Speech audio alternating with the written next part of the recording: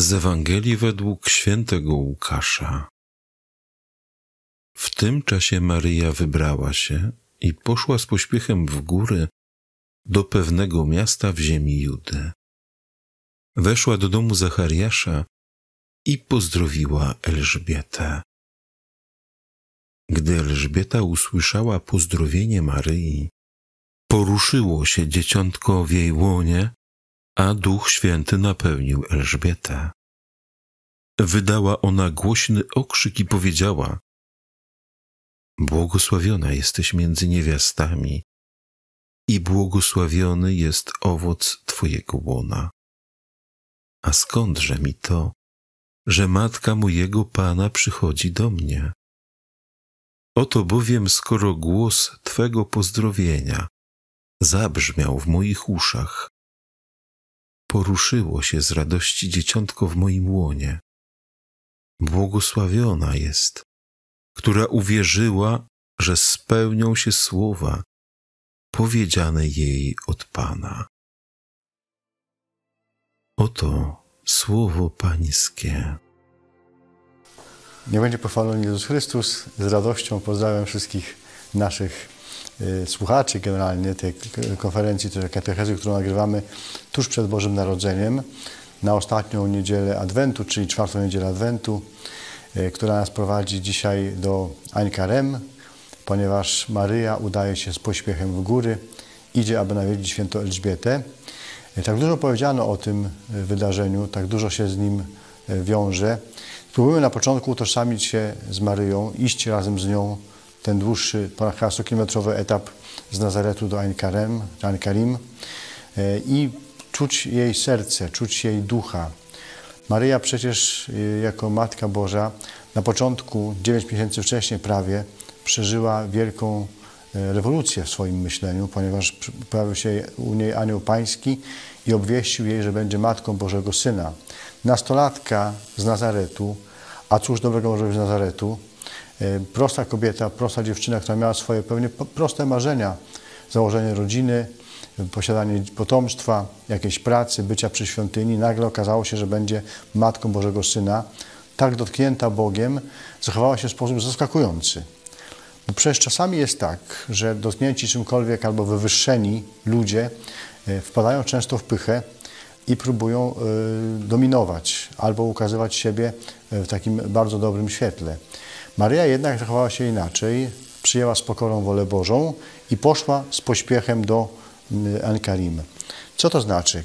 Jak Bóg nas dotyka, to dotyka nas na wiele sposobów, ale jednym z nim jest to, że człowiek staje się pokorny wobec Boga i stara się Go naśladować.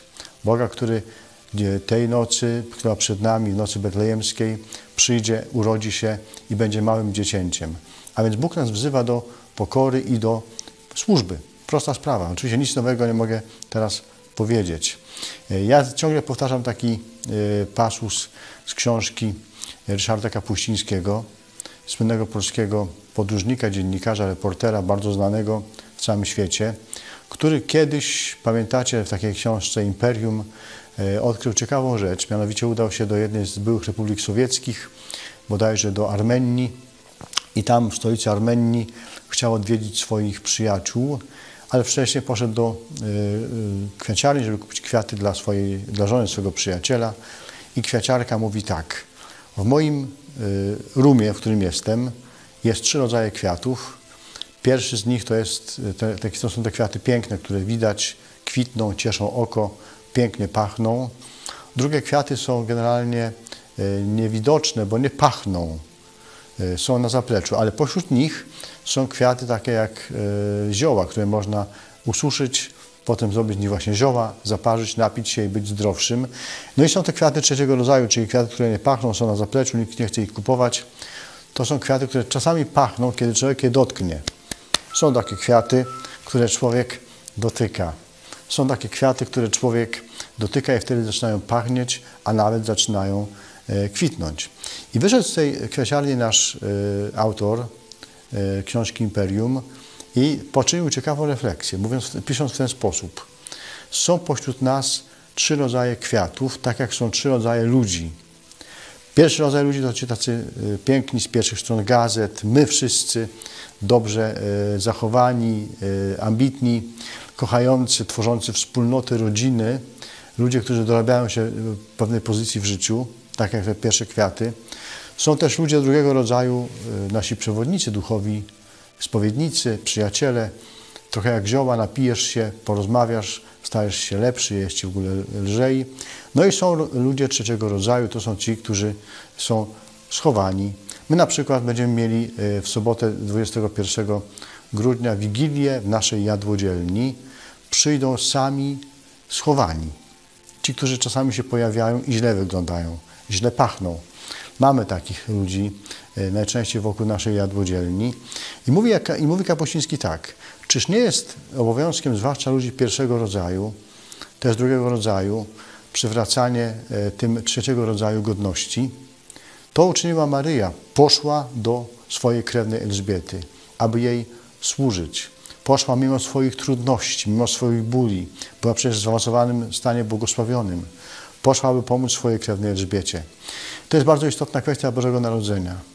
Tak często ten ubogi żłóbek się pojawia, przy stole będzie jedno miejsce wolne, jeden pusty talerz dla wędrowca i tak dalej, i tak dalej. Ale my, ja szczególnie jako proboszcz parafii, w której pracuję, sam mam problem z pewnym zrozumieniem, ale nawet z dostrzeżeniem w osobie zaniedbanej, brudnej, biednej, leniwej, uzależnionej, znalezienie w niej człowieka. To jest Boże Narodzenie chyba, które dzisiaj wzywa do takich postaw i ta dzisiejsza Ewangelia też o tym nam mówi. A zatem, droga Glorioso, w imieniu wszystkich odpowiedzialnych za wspólnotę w Polsce, w Radzie Krajowej, w innych radach, pewnie ksiądz Andrzej, nasz prezydent, nagrał oddzielny film, chcę złożyć Wam serdeczne życzenia świąteczne, tego właśnie przenikania, szukania innego człowieka. Tego tak dużo jest we wspólnocie, że szukamy siebie nawzajem. Wiemy, że na przykład, że trinitarze mają wpisaną w swoją tożsamość służbę, a więc bycie ostatnim z ostatnich, bycie tymi, którzy jako ostatni gaszą światło, tak to mówimy symbolicznie. Niech ten czas piękna Bożego Narodzenia odnawia relacje każdego z nas z Panem Bogiem, ale także relacje między nami. Niech także buduje nowe relacje we wspólnotach, które czasami są trudne, przeżywają kryzysy. Taka jest natura wspólnoty, że nie jest tak łatwo, bo ona jest miejscem radości i przebaczenia. Jeśli jest miejscem przebaczenia, to znaczy, że jest miejscem ciężkiej pracy nad sobą. Odwagi, niech Pan nam błogosławi, szczęśliwych świąt, dobrego nowego roku.